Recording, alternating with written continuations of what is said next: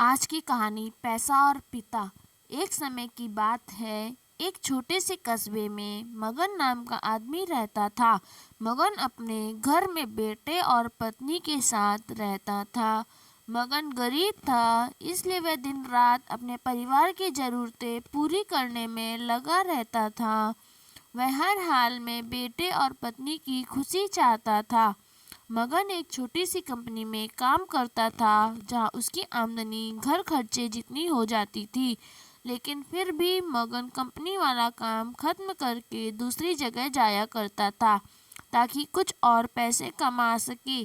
काम में व्यस्त होने से वह अपने परिवार को समय नहीं दे पाता था। मगन 24 में से 15 घंटे घर से बाहर काम में निकाल देता था। रात को देर से आता और सुबह जल्दी जाता था। इस तरह कुछ दिन बीतते गए। एक दिन मगन की पत्नी ने उससे कहा कि आप पूरे दिन काम करते हैं और हमें समय नहीं देते हैं। वैसे भी हमारा खर्चा आराम से निकल जाता है, तो आप इतनी मेहनत क्यों करते हैं? हमारे पास जितना है उसी में हमें खुश रहना चाहिए। चलिए आज हम तीनों कहीं घूमने चलते हैं। तब मगन कहता है कि बस कुछ समय मुझे और मेहनत करने दो, फिर आराम ही आराम है। इस तरह मगन मेहनत करने में लगा रहता है। उसका बेटा भी उससे अक्सर कहता रहता था कि पापा आप मेरे साथ खेलो, बैठो और मुझसे बातें करो। लेकिन मगन हमेशा काम के लिए कहकर कभी उसे समय नहीं दे पाता था। कुछ समय और बीता। अब मगन की किस्मत चमकी। मगन की नौकरी जिस कंपनी में थी, अब उसका मालिक मगन को मैनेजर बना देता है, क्योंकि मगन काफ़ी समय से वहाँ काम करता था और अब वह मालिक का विश्वास पात्र बन गया था।